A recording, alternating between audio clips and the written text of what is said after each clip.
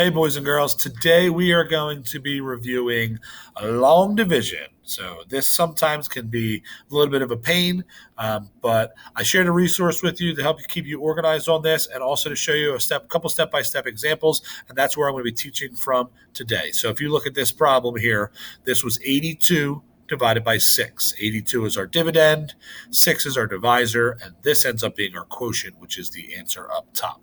Okay, there are a couple steps that we usually follow when we are doing long division. I like to say divide, multiply, subtract, bring down. I remember those steps, as does McDonald's sell burgers.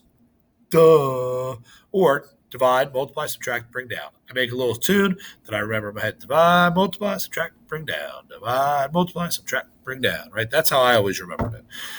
So first thing you're dividing, 6 into 8. How many times can 6 go into 8? So it goes in one time. So that's where this 1 here is coming from. That's the divide. I multiply then the 1 times the 6, which gives me 6. Then I am subtracting that 6. And I get a 2, and then I'm bringing down this 2. Once I bring something down, I automatically have to start over again and do divide, multiply, subtract, bring down. So I like to bring the 6 down here again and do the division symbol just like this. So this 6 comes down, and now I'm doing 6 into 22. 6 can go into 22 3 times, so the 3 goes up top. That's my division. Multiply 3 times 6. That's 18, which I need to subtract and then bring down the 4 here.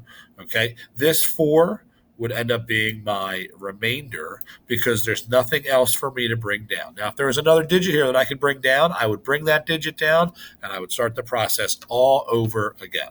All right, so this is one example of a 1-digit into a 2-digit dividend. Okay, so now I'm going to clear this off, all of my work, and I'm going to have us look at the next slide, which gets a little bit bigger, okay, but it still has similar ideas here of 3-digit dividend and a 1-digit divisor.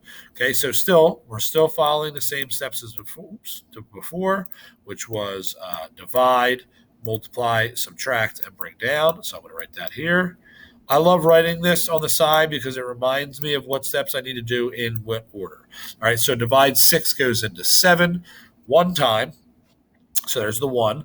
I'm going to multiply the 1 by the 6, subtract that 6, and then bring down that 5. And then since I brought it down, I need to do it all again.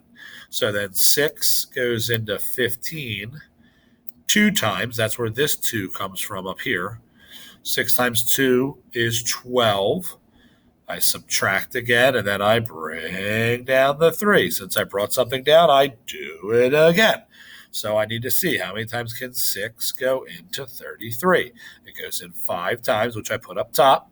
I multiply 5 times 6. I get a 30. I subtract. I get a 3. Nothing else to bring down, so that's why this remainder is 3, because there is a 3 left on the bottom. So as long as you follow those steps of divide, multiply, subtract, bring down, you guys should be pretty good with this, okay? So last thing I'm going to say is there's another problem that we're going to do that is like that, which is a little bit bigger, and we're not going to talk about it today. But if you want to look at this example, which is in the documents I'm sharing with you, also, if you just want to watch this video, it's the same steps where you're doing 32, divide, multiply, subtract, bring down, sorry, okay? You're doing 32 into 4, which you get 0 times, and then 32 into 48. So it's still the same steps. It's just bigger numbers that you're dealing with, okay? If you need to rewatch this video, go back, pause it, watch them step by step, but it's the same steps for every division problem, all right? I hope this helps, guys. Take care.